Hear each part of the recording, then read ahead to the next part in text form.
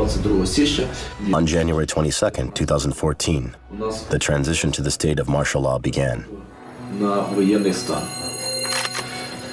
At that time, we had no idea at all where it would be applied.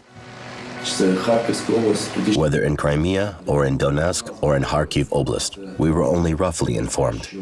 The disguised members of the Russian military were spotted in Donetsk and Luhansk Oblasts. Против ЕС, откройте интернет, и там все написано. Против ЕС, против Штаты, против хунты.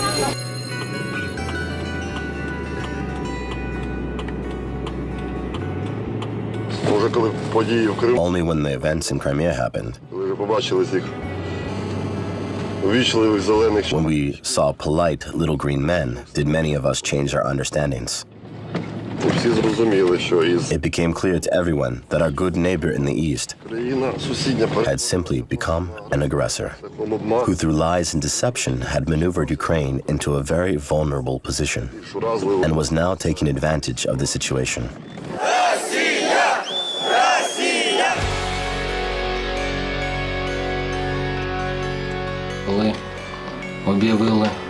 When we were completely combat ready, I already knew that my battalion would be the first to the front, because it was the most equipped and well-maintained in the brigade, and it had done more combat training than others. And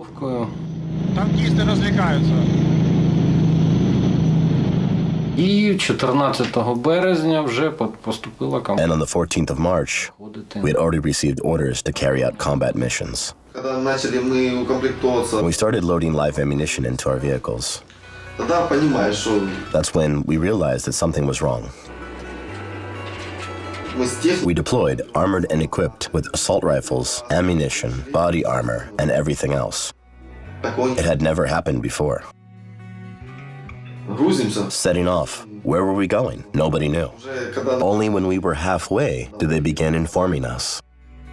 It was a real combat order. So our battalion was the first battalion in the brigade to march to Donetsk, and then Luhansk. When you go there for the first time, you have no idea where you're going. You just don't understand, well, what is it? What is war?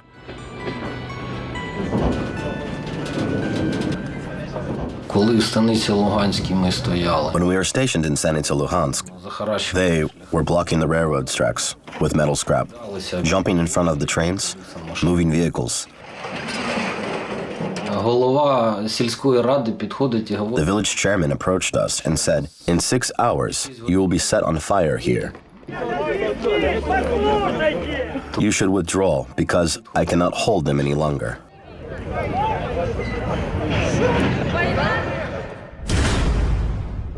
We got a call from Luhansk Oblast. Our boys were blocking the platform. The locals did not even let them move their vehicles from the platform. No food, no water. So we stacked the car with supplies and made it through. Honestly, I don't even know what it was. Well, for me, they looked all the same because, well, who gave a damn at the time? Who knew back then what the 93rd Brigade was?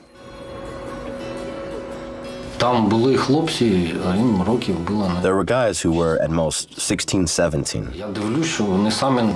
I realized that they did not know what they were doing. All illusions were gone by then. All orders had been issued, but did we have to shoot at our own people? We just did not want to do that.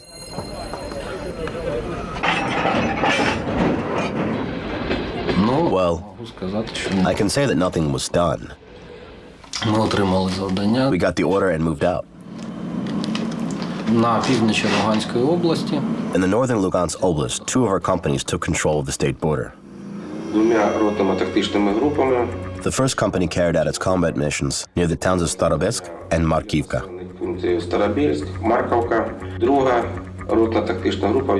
The second was operating in Belokurakinsky and Troitsky districts.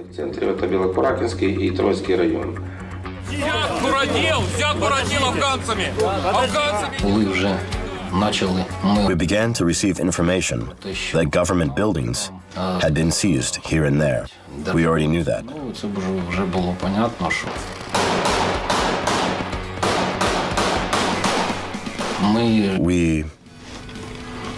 We were prepared for the Russian forces to cross the border in our area of operation.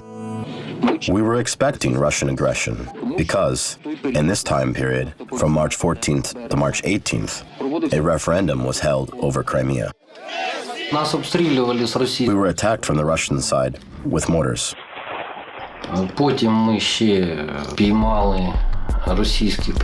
And then we captured Russians, disguised as civilians, who were scouting positions for mortars. Then I witnessed the volunteer movement began to emerge. They were coming even from Lugansk. People brought us everything they had. Starting with medicine, blankets, mattresses, they helped with everything they could.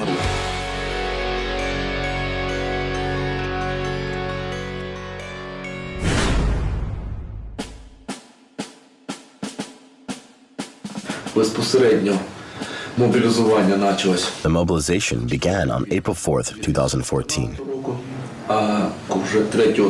And on May 3rd, the 2nd and 3rd battalions were deployed to the designated areas of operations. And on May 4th, 2014, we had already started our combat mission in the anti-terrorist operation area. It was the birth of an entire new brigade, because at that time, they had 300 or 400 people at their home base. On March 20th, we arrived in Cherkasky for the first time. As we arrived, there were issues. For example, we asked, "What do you need?" They replied, "Boots." We asked, "How many?" They replied, 5,000. And mattresses? 5,000. We still had a whole brigade to mobilize. We would also need 500 kilograms of bleach. We began bringing basics like radios. Until then, the guards used cell phones, as they had no walkie-talkies. They also needed drones, vehicles, then socks, underwear, toothpaste, toothbrushes. Well, absolutely everything.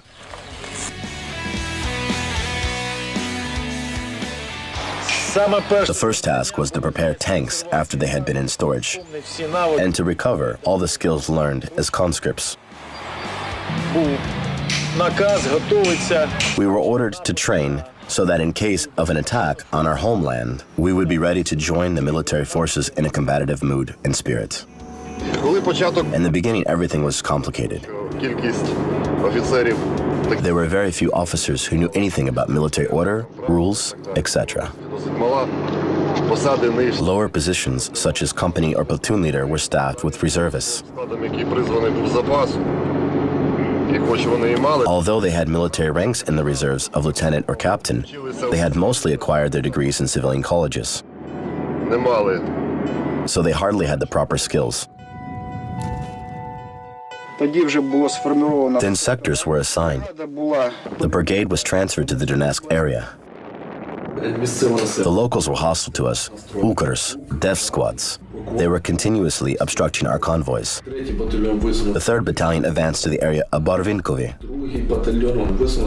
The 2nd Battalion moved to the Dobrpila area. At that time, our army did not know anything about the tactics of using checkpoints. Our army then did not know what war was. So these problems had to be solved on the spot.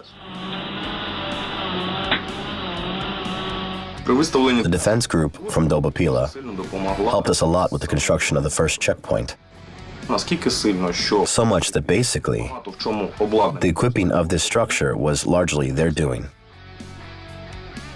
There were several threatening situations. The battle alarm went off. It was suspected that certain terrorist units from Drushkivka would rally against us. However, there were no engagements. Our fire was used exclusively to stop moving vehicles.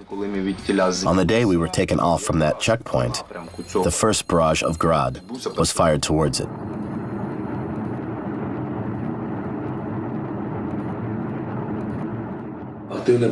Around May 22nd to 23rd, active confrontation had begun. We moved and deployed our base camp behind the town of Krasnoyarsk, near Karlivka. The Dnipropetrovsk-Donetsk road was already cut off. On May 28th, the 3rd Special Forces Regiment, supported by other Ukrainian troops, cleared the Donetsk airport of separatists. We supported them with artillery.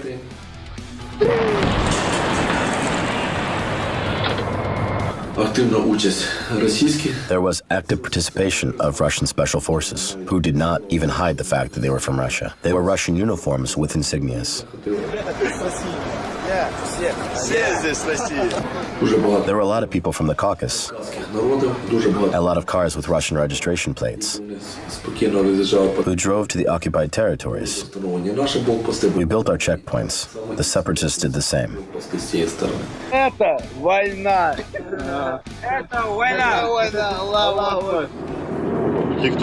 Pro-Ukrainian sympathizers behind the separatist lines reported seeing people in Russian uniforms with identifying insignias.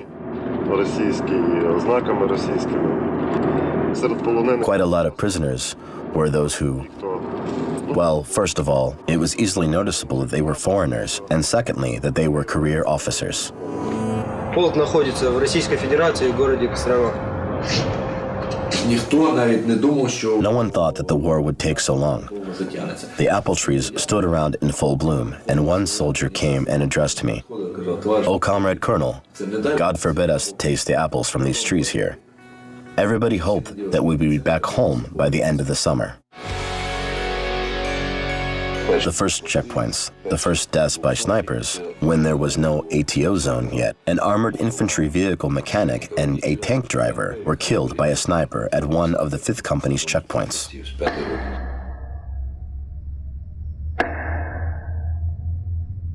At the beginning, the first Grad multiple rocket launcher was captured in Dobrpila. All the papers, all the notebooks of the artillery commander, there was his military unit denoted. All the medicines were made in Russia. It was clear that this was a Russian car.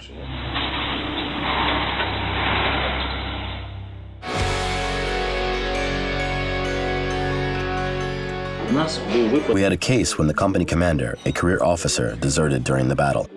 After that, I was appointed as company commander. At first, it was very difficult. Only after you have proven yourself in the battle will they look at you differently, because then they know who you really are. And it's important for yourself to make a decision about who you are. Either you're a daredevil or not.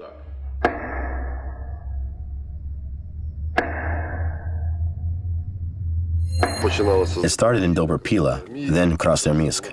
There it was still more or less quietly. I'd say the real battle started in the outskirts of Donetsk, at the checkpoint 10, where we had many casualties. There for the first time we encountered the enemy tanks, which kept firing at us.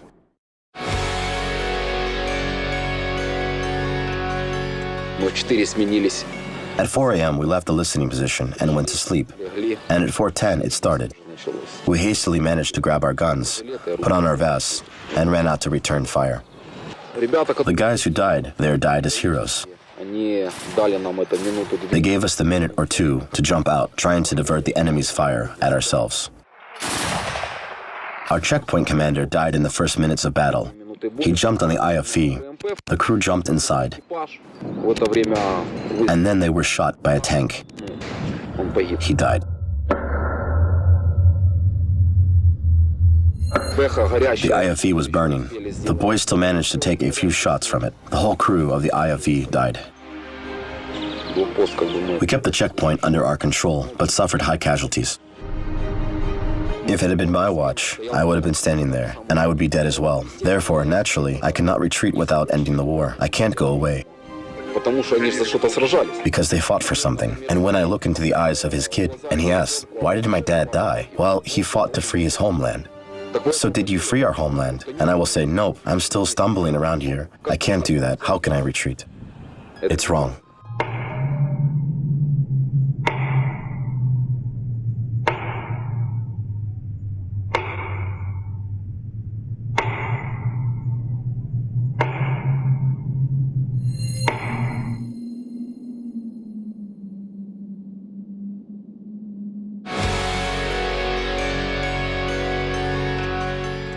In the beginning, Sloviansk was still occupied by the enemy. Our task was to bait the enemy in the Karlivka area during the operation for the liberation of Sloviansk, so the enemy troops in the area of Karlivka could not relocate to reinforce the enemy or to lift the encirclement of Sloviansk. We demonstratively positioned our multiple rocket launcher batteries. At that time, the enemy had a lot of troops concentrated in the Karlivka area, and these forces, had we not been there, could have transferred to Sloviansk. Later, these actions were not beneficial for us, because as the enemy forces withdrew from Sloviansk, they all came here. The tank companies and the Chechen battalion deployed near Natailove, and the Ostissians from the Caucasus came there. A whole unit was waiting for us to attack them from Karlivka. A single narrow road through the dam leads to Karlivka. That meant it was a ready-made kill zone. We were informed that the dam was mined, which was later confirmed. The question of the dam being mined and its explosion arose. And if that happened, the amount of water from this reservoir would flood even the nearby town of Pavlograd. The first attack on Karlivka failed. Karlivka was then raided by Right Sector, Donbass Battalion, and Dnipro 1 Battalion.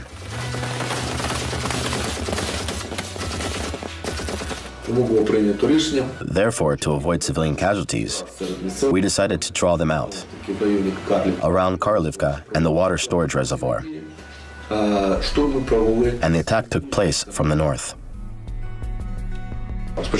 First, our scouts worked in the area, and then our artillery fired on the scouted positions. The artillerymen in Karlivka chased after every rifleman.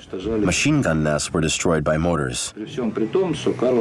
Even with all that, Karlivka remained largely intact. The destruction there was minimal. There was a truck on the dam. According to our intelligence, it was mined. It was destroyed by our tank.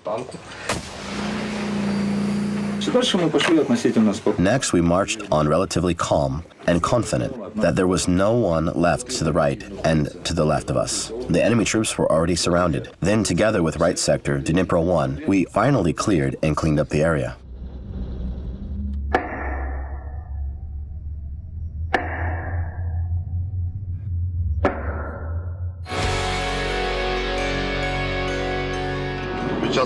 During the advance towards Debaltseve, we sustained casualties.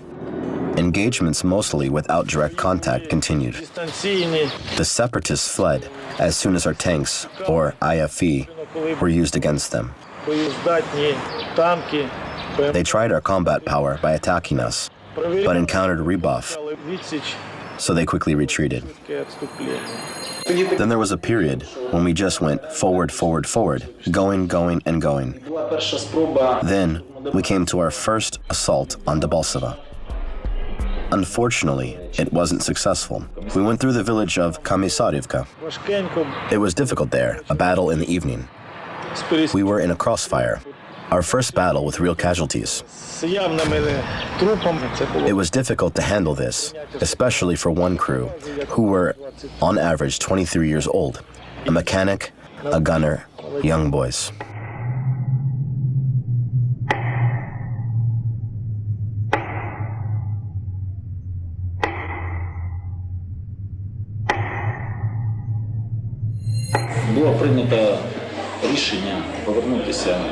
It was decided to return to the next checkpoint to regroup. And in a few days, the 25th Brigade freed Debaltseve. At that time, we defended the lane between Horlivka and Yasinovata to continue the encirclement.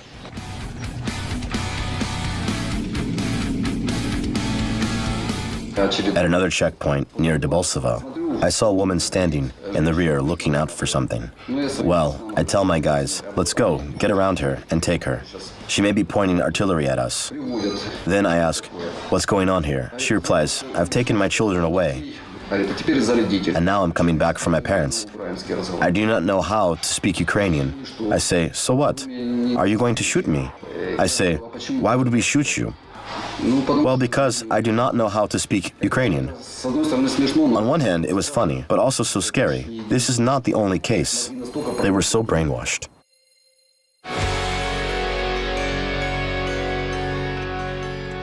We reported by radio that we were going to Avdiivka. We sent out a fake radio message and then went to Pisky. In the evening, we received an order to prepare for combat. The departure was very early in the morning. Basically, we came with 2 IFVs and a tank through Respublika Most checkpoint without losses. And then sniper fire started from 3 directions. Our squad was ambushed. Our unit apparently hadn't had that kind of combat experience before. So we had casualties, dead and wounded. Part of the unit turned left to the Volvo Center, and the other part went to the right, to the Bliznicy. We got to the outpost, no one there. They started pinning us down, forcing us into the foliage. We withdrew 500 meters back, and then they started a mortar attack. Unfortunately, I witnessed the death of our sniper, Yuri Kravchenko. We lost Fedya Sinendikov. A mortar exploded behind him. The hardest thing was not the battle. The hardest thing was gathering fallen comrades.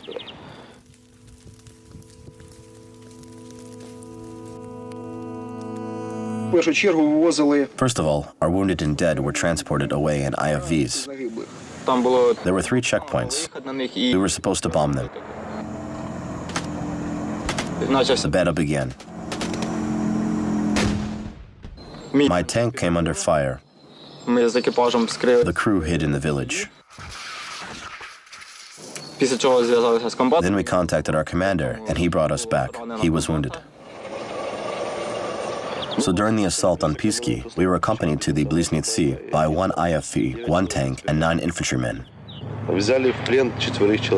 We took 4 prisoners, 1 Russian major and 3 locals. 2 of our men were dead.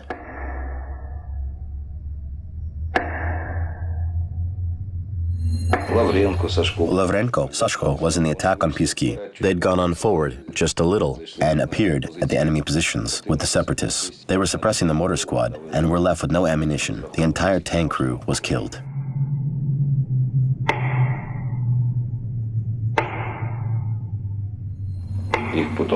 Later, the enemy turned over their bodies, washed and dressed. So like the fallen heroes, they were respected by the other side as well for fighting to the last breath.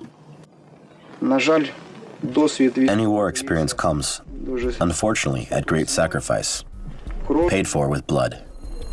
So we had to retreat, but later we took Pisky. How many days passed? 3, 4? Then we were told again, you're going back to Pisky. We drove to the airport and stayed there overnight, and early in the morning at 7 o'clock, we left the airport in the direction of Pisky. With 2 tanks, 2 IFVs joined them at the main road. The infantry advanced into the village. Tanks and IFVs provided cover. Plus 1 tank and 1 IFV were positioned at the bridge. So we arrived there, somewhere in the middle of Pisky, and immediately came under fire from enemy artillery and tanks. We were under intense fire, extremely intense. We survived the artillery fire and held this position to this day.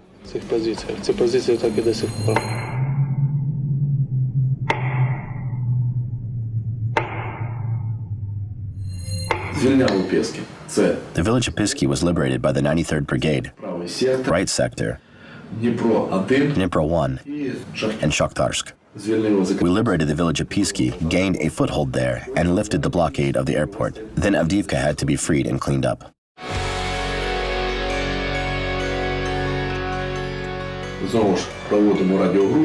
And again, we sent a fake radio message, as if we were going to Yasenovata.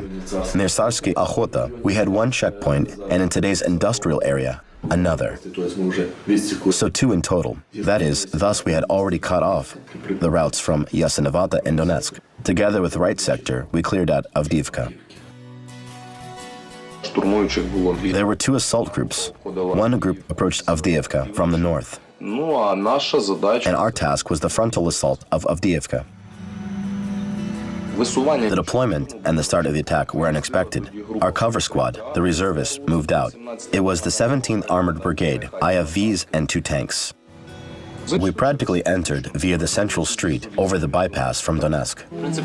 At that time, they had hardly any tanks, mostly grenade launchers, and hand weapons.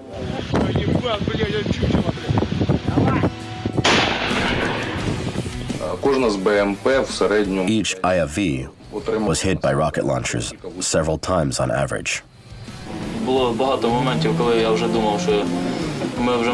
A few times, I thought we would be unable to reach our deployment location in the area.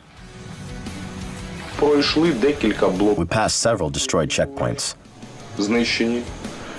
And finally, we came to the commercial area, Etstarskaya Ochota, all alive and well. We liberated Avdiivka first, then gradually cleared Volodya of separatists. They crept into all their holes, literally. And then we reached Zenit. Zenit was our limit of advance. The Butivka coal mine fell into enemy hands. Spartak too.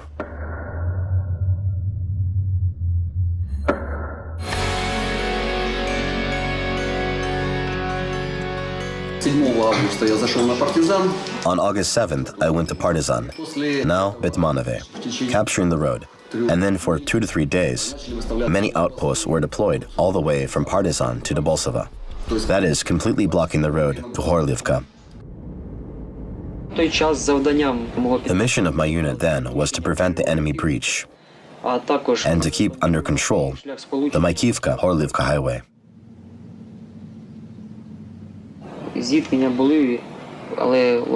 There were always engagements, but mostly there was mortar and artillery fire.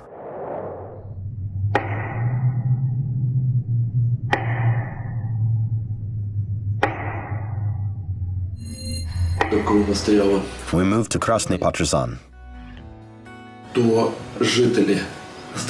Residents of Donetsk brought warm clothes to our soldiers at the checkpoint. Also, they brought food and some information. Just please free us quickly.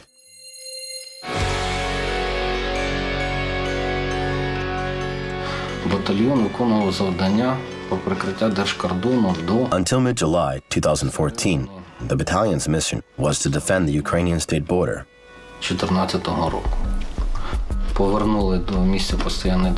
We were then returned to our home base.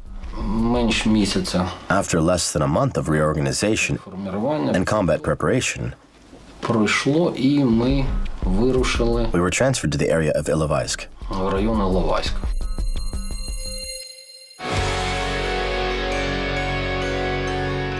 So Donbass, the volunteer battalion, moved first, then Dnipro 1, then Kryvbas, joined by the 40th Air Defense Battalion, and under the cover of the former 21st Artillery Brigade, now the 14th.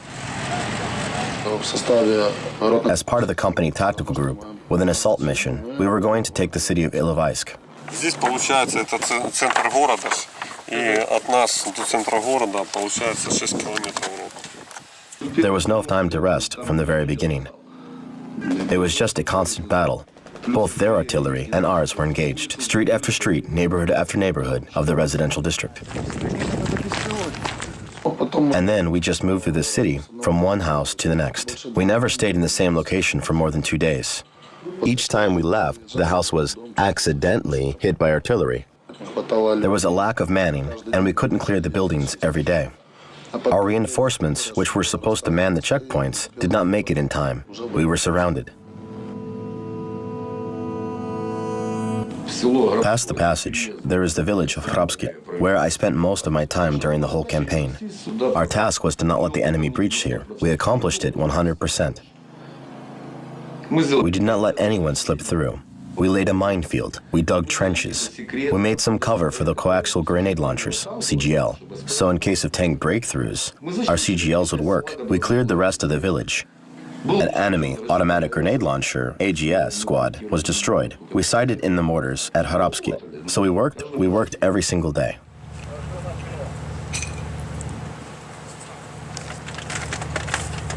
Нам не хватило 3 дня. 3 days just weren't enough. Just 3 days to suppress them completely. They were out of ammo and low on manpower. Yes, if not for the Russians, they had no chance.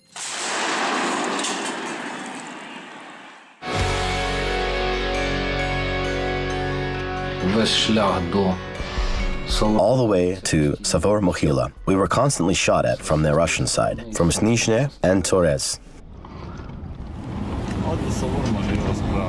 24 On the 24th of August, we celebrated our Independence Day in Savor-Mohyla in battle. вели бойові дії. У нас була задача We were assigned to go to the village of Petrovsky and reestablish communication with our guys who were in Savor-Mohyla. в'їжджаємо туди. As we arrived, we saw our vehicles rolling out from there all damaged. Куски металла The pieces of screwed up metal простреляны как решето. looked like a strainer. Наступали сепаратисты. The separatists attacked and our guys started shooting back at a tank, a T-72. Сепаратисты. The separatists got scared and abandoned the tank. We gave Irakli a mortar shell and a task. Go blow up the tank. Он пришел. He went there and came back saying, А чё, говорит, and why would I blow it up? Чё себе, танк It's a nice tank. It's good for fighting. Он рисковал своей жизнью, он смог He risked his life боевую and seized a real vehicle помощь. to help us. He drove a tank. На этом танке. Our troops retreated from Ilovaisk on this tank, but the tank just couldn't get out.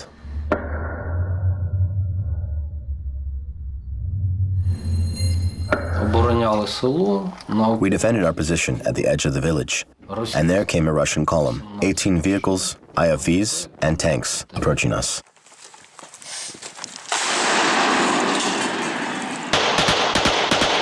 Після того, як ми When we knocked at the first four, вони просто повернули і they начали. turned around and started fleeing. Ми спочатку At first, we thought it was their new tactics. така We had such a superb army before us. хвилинчик 20 minutes later, we realized they had all fled бросили свої. and left their comrades on the battlefield.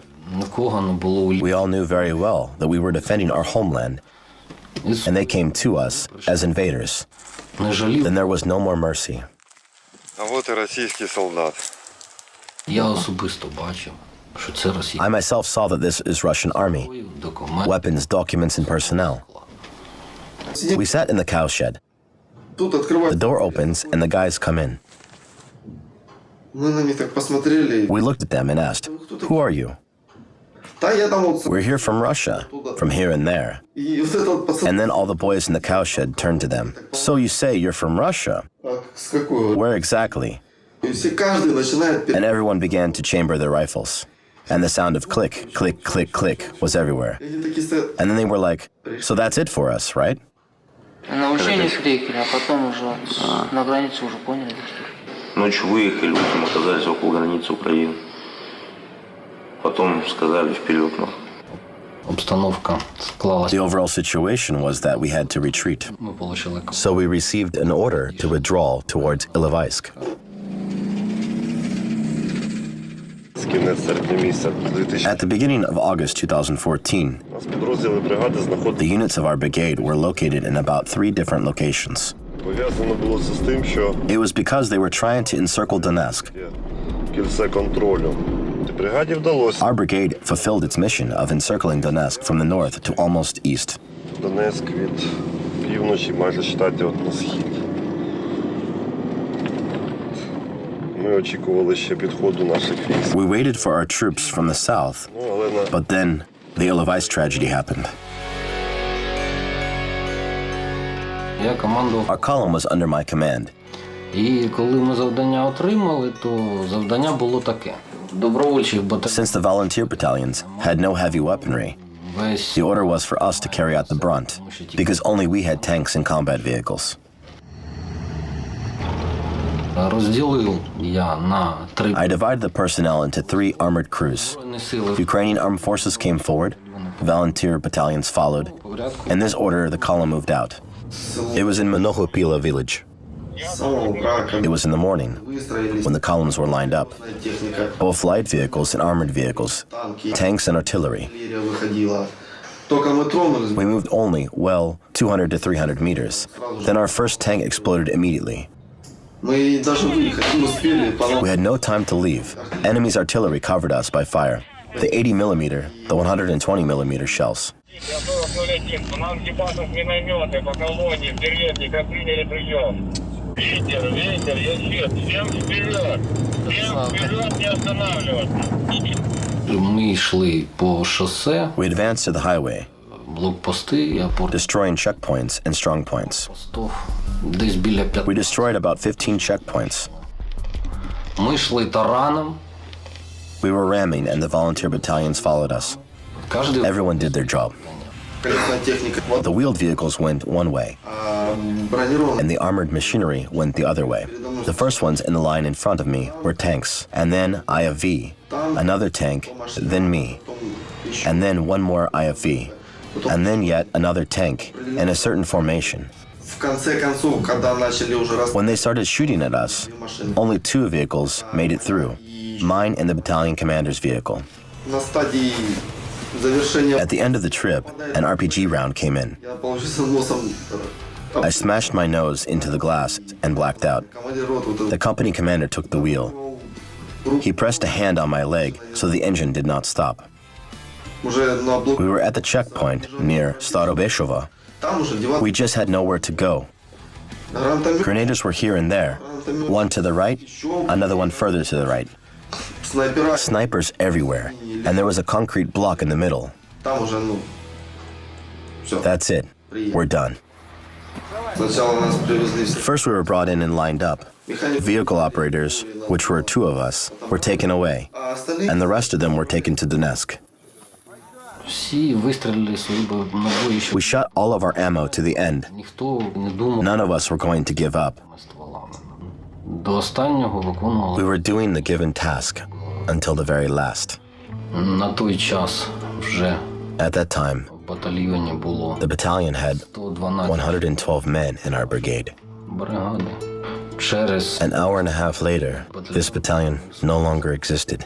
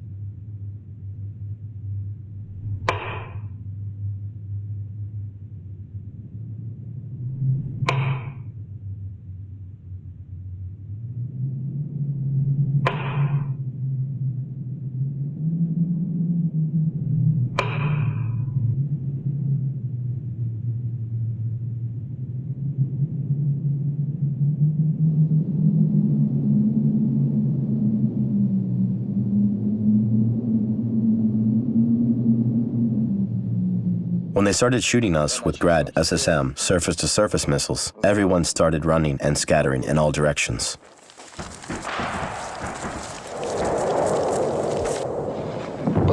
Then we counted off. There were 52 men left. We reached the edge of the wooded area and stood in a crowd. It was already dark. There was a boy standing beside me, I think around 20 years. He lit a cigarette. A shot fired. The boy fell down. And then a machine gun burst, and we scattered again. And then we stopped running when no one was around. 9 of us were there. We sat down. Maybe the others will gather somewhere here, but there was no one around.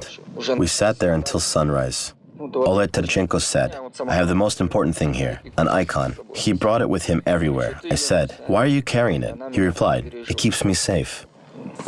2 men did a reconnaissance and brought a bottle of water. They said, "Yes, there is a station." And the old man said that no one is there. We lined up in a row and went to the cornfield to see what's going on there. When we crossed it, one guy stood there. He covered his mouth and waved. I came out and saw 2 IFVs. Then we quietly went back, returned through the cornfield into the wooded area. And then we saw a tank rushing at us from the right side of the wood. We laid down, he stopped, the barrel has turned, and he began to shoot into the wood with his Dragunov sniper rifle. And one of them yelled, I still remember, "Hey, Surziks," people speaking of a mixture of languages, "give up." Then Oleg Tkachenko screamed loudly, "Do not shoot, I give up." We saw that the tank was turning its barrel. Without a second thought, we turned around and rushed back into the wood. across the railroad and into another wood and fell down. Then there was a gunshot. You know, I thought that they were shot dead. For the next day, we were lying in the woods. They rolled around, shooting in between the trees. Then we saw a whole column driving out. The column was impressive. They had like 30 BMDs, airborne IFVs, 10 tanks, and regular IFVs. We were sitting there, shocked. The column passed, but where should we go? We passed through the wood. There was a road. So we decided to hitchhike. One of our guys came out with a rifle. As soon as he did, 3 cars stopped. While driving, we saw lots of destroyed armor. Tanks were burned. The road was full of holes. And then we approached the checkpoint. We were like, damn it, we're finished. Which checkpoint was this? Nobody knew. I still remember that a minibus of Ukrainian armed forces arrived to pick us up. In the evening, they brought us to some base. There was an apple garden. We were met by colonels, majors, and lieutenant colonels. On the map, we showed what we had seen. It turns out that when we had fled from that column, we were in the Russian Federation. Well, when I woke up in the morning, the next day, it was already 7 o'clock. And when I looked around, I saw Puzanov, face all beaten up. I hugged him. Oh, hello, he said. Oh, you're alive, I said. Well, sorry for Oleg Tkachenko. This and that happened to him. And then after 3 months, I saw Oleg again. Hey, kid, he said. I told you that this icon would save me. Actually, it was a picture of my wife. Because this is our land. And no one has a right to tell us how to live on our land. We must live by our own rules.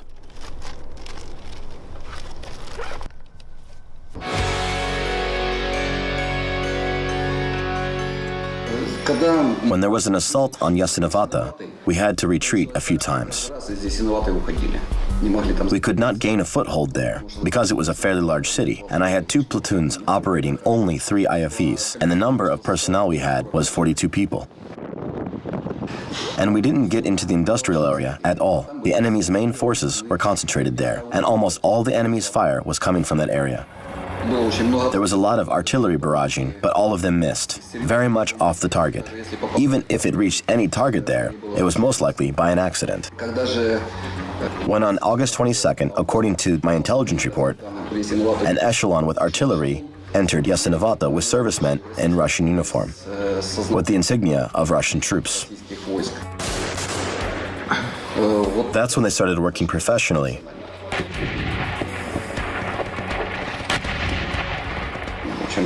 In total, about 14 people were injured in 3 days, and 2 were killed.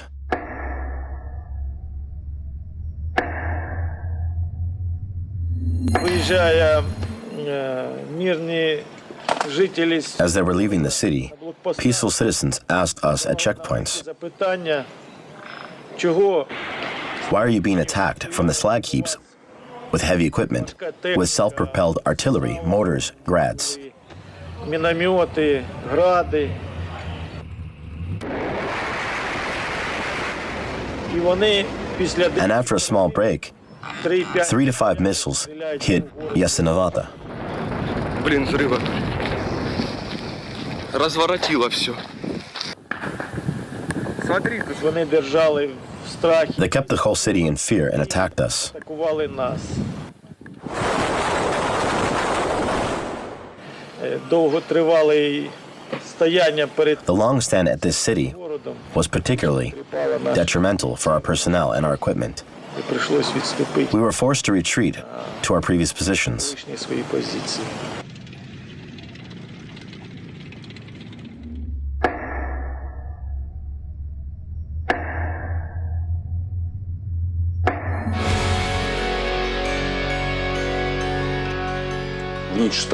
On the night of the 3rd to the 4th of August, we got a new assignment to enter the grounds of the Donetsk International Airport and conduct its defense.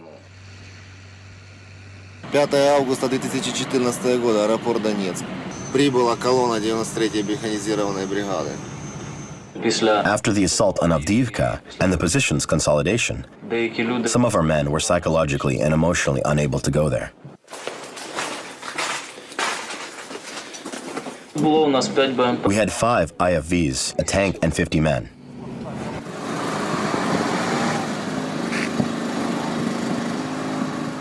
We got to the airport to replace the 72nd Brigade, and we were sitting there and looking at the ATO map. Our hearts rejoiced. Our forces seized this and that. We thought that we could get somewhere around October 14th. We thought we might even get a leave home. Well, if not, for the ill-advised tragedy. Донецкий аэропорт вид изнутри. At the time, when we got into position there in August, there was no such heavy bombardment. Only tanks and artillery. The most fun for us began after the first Minsk protocol in September. For a couple of days, it was quiet, but then it started.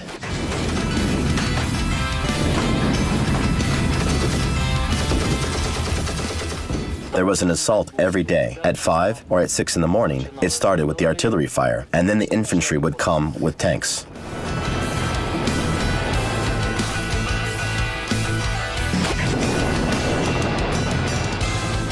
We were placed at the operating site, Yenot, Raccoon, a small 2-story building.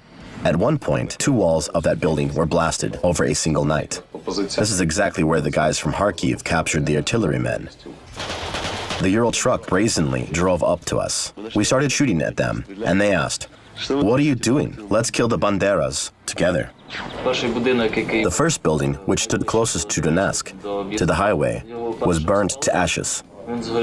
Then we moved behind the old terminal, Terminal C.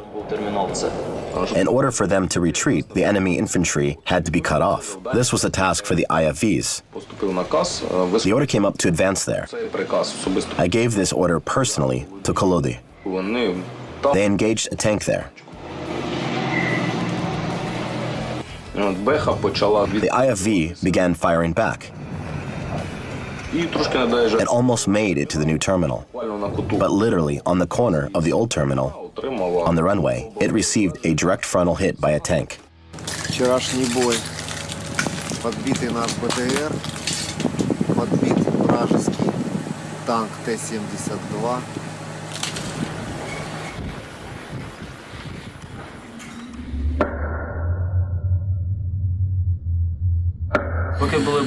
As long as we had ammunition, the actions continued.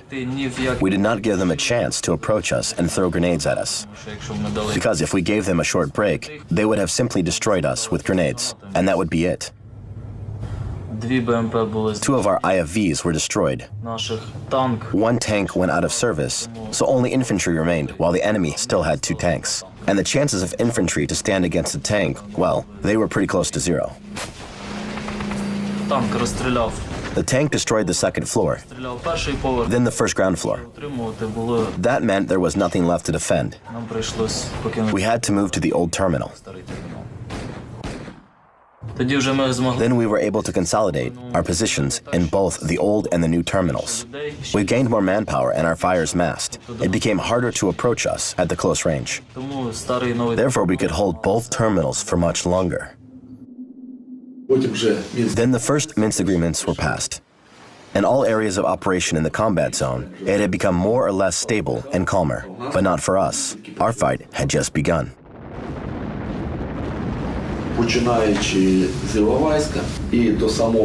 Starting from the ill-advised tragedy and until the disengagement of the 93rd Brigade, the battle in the Donetsk airport didn't stop for a single day. We saw everything there. At the Donetsk airport, we observed enemy aviation, Baratino, flame guns, Pioni, and Tulpan self-propelled launchers in action. We saw special forces fighting there. The anti-ship missiles were shot at us from the slag heaps. The whole range of existing weapons, every one of them was there. We did not only see all that, we experienced it ourselves. Every day we were shot at with about 15,000 projectiles. That is, they had such an allowance. There was 5 enemy divisions. Each of them fired about 3,000 shells at us. That was their daily allotment.